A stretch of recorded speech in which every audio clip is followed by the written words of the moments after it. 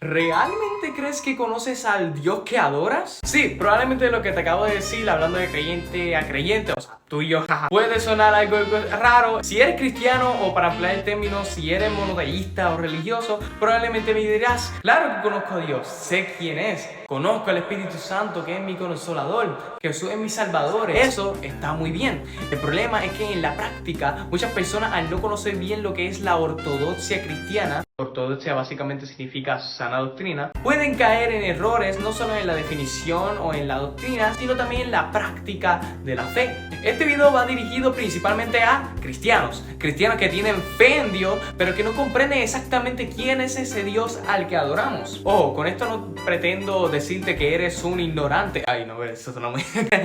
Con esto no pretendo regañar ni decirte que eres ignorante, ni tampoco pretendo decir que no conoces en absoluto a Dios. Para nada, creo que todos los cristianos tenemos una idea de a quién adoramos, pero es importante también tener una mínima formación teológica para comprender más nuestra propia religión, pero sobre todo para tener una mejor relación con Dios. Que no sea una relación solo basada en la experiencia espiritual, aunque eso sea importante, pero también en el entendimiento y en la sana doctrina. Así que, como hoy me levanté un poco más teólogo de lo normal, permíteme enseñarte quién es ese Dios al que adoramos dentro del marco cristiano.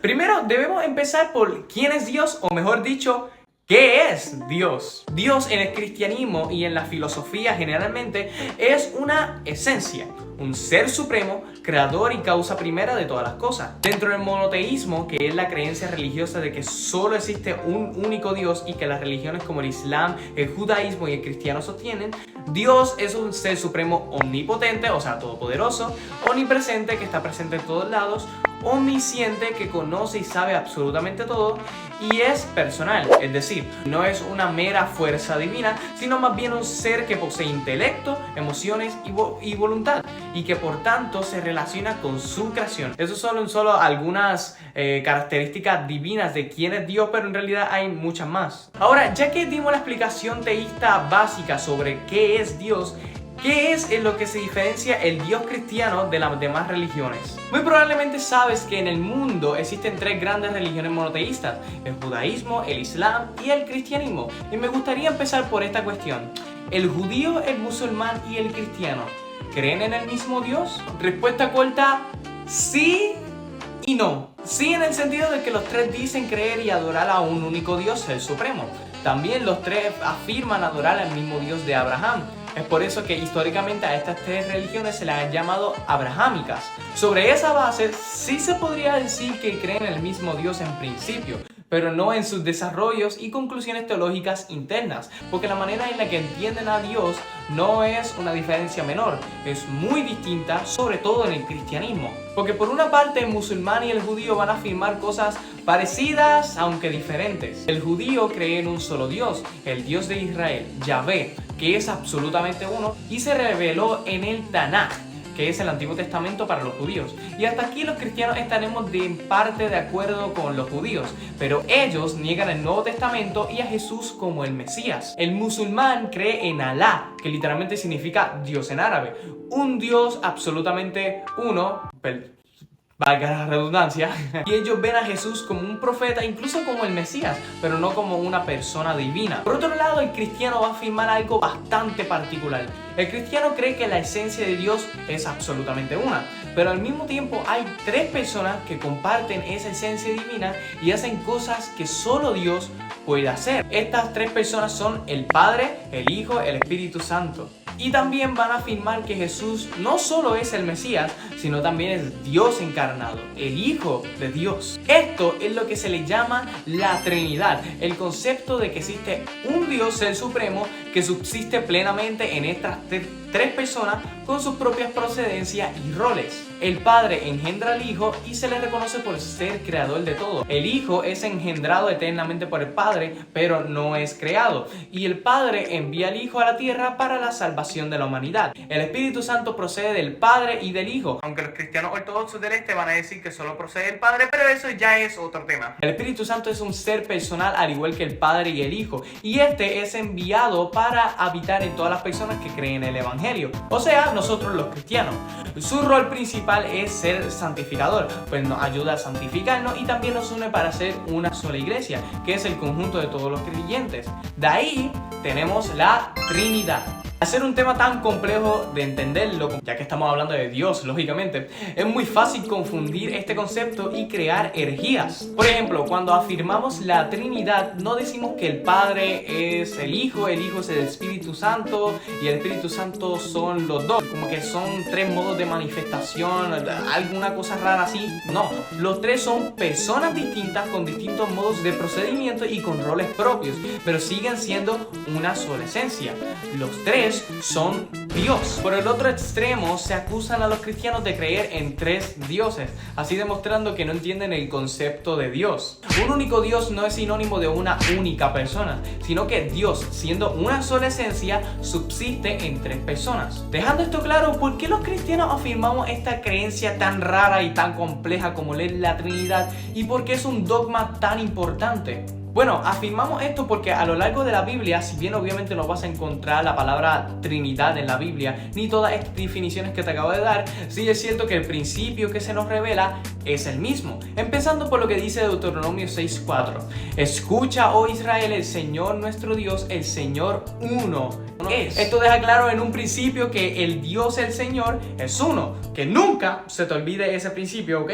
Además, en el Antiguo Testamento se nos dan varias descripciones y acciones que solo Dios hace. Por ejemplo, Dios es creador, Dios es redentor, Dios es nuestro pastor y nos guía a la verdad. Solo Dios salva, solo Dios perdona pecados, promete establecer un nuevo pacto, Dios es juez, etc. Pues adivinen qué, todo esto que les acabo de mencionar en el Nuevo Testamento lo cumple tanto Jesús como el Espíritu Santo. Y aquí les dejo varios versículos que prueban esto, para que vean que no invento nada y que puedan ustedes verificar por sí mismos. Pero para dejar algunos ejemplos concretos en este video, empecemos con el más importante y obvio. Solo Dios salva según el Antiguo Testamento, pero después se nos dice que Jesús es nuestro Salvador en el Nuevo Testamento. Si solo nos quedamos con esto, parece algo contradictorio, pero la misma Biblia confirma lo siguiente. En el principio era el verbo y el verbo estaba con Dios y el verbo era Dios. En este versículo se nos presenta a alguien, el verbo o el logos en el griego original, y se nos hace una distinción entre el logos y Dios, pero al mismo tiempo se afirma que el logo es Dios. Un poco raro la verdad, pero miren, chequense en esto. Ese logo es Jesús, porque después se nos dice que se hizo carne para habitar en nosotros. En conclusión, Jesús es Dios, pero al mismo tiempo está con Dios Padre. Nunca se nos afirma que son dioses distintos. No es como en la mitología griega que hay dioses que tienen hijos y que también son dioses aparte o una vaina así, yo no sé. No, es un solo Dios, pero al mismo tiempo dos personas compartiendo esa esencia divina, la esencia de Dios.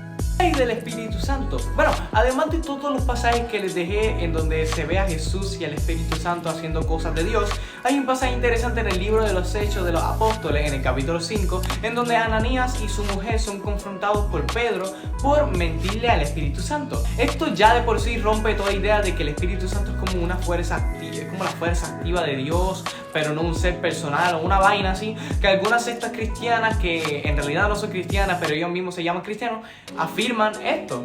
Los testigos de Jehová. El Espíritu Santo es un ser personal y aquí se ve cómo esta gente intentaron mentirle, cómo iban a mentirle a algo que no es una persona, ¿entienden? Pero lo más importante es que Pedro les dice después, ustedes le mintieron a Dios. O sea, Pedro iguala al Espíritu Santo con Dios. Por tanto, el Espíritu Santo es Dios. Además de la Biblia, la historia y la tradición de la iglesia toman un papel muy importante, porque si bien la Biblia se nos revela el principio de esta enseñanza, fue gracias a la tradición de la iglesia por la cual pudimos definir con más exactitud estas cosas que creemos. Para dar un ejemplo concreto, en el siglo IV después de Cristo, dentro de la iglesia había mucha confusión y muchas enseñanzas heréticas, así que se decidió convocar el primer concilio ecuménico de la iglesia, y ese fue el concilio de Nicea. Su propósito principal era abordar la herejía arriana, una herejía que ha estado esparciéndose para ese tiempo y que proponía que Jesús, el Hijo de Dios, en realidad era un ser creado y no Dios mismo. Al final, la iglesia condenó esta herejía y formuló lo que se conoce conocería como el credo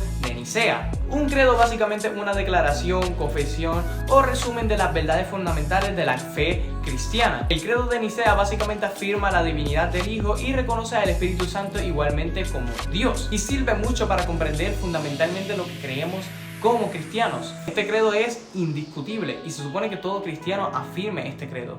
Si les interesa un video aparte que aborde más este tema de la historia de la iglesia o los concilios, me lo pueden dejar saber aquí abajo en los comentarios, ya que ese es un tema muchísimo más largo y que merecen también varios videos. Obviamente estos no son todos los argumentos bíblicos a favor de la Trinidad ni los más completos, pero sí son los más conocidos y entendibles para comprender más fácilmente una doctrina tan complicada pero esencial como lo es la Trinidad.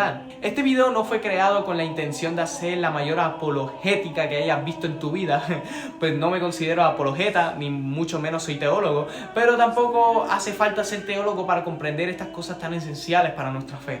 En resumen, el cristianismo y la iglesia cristiana se diferencia de las demás religiones por la manera en la que los cristianos entendemos a Dios. Entendemos que nuestro Dios es creador de todo lo que existe, nos creó a nosotros, pero nosotros caer en el pecado, Dios ya había decretado la salvación por nosotros a través de nuestro Señor Jesucristo. Y ahora todos los que creímos y vivimos el Evangelio tenemos al Espíritu Santo, quien nos santifica para hacer la voluntad de Dios hasta el regreso glorificado de Cristo. Creemos que la salvación no es por nuestras obras, sino por la gracia de Dios a través de la fe en Jesús y nuestras obras que demuestran esa fe viva por la que vivimos hoy.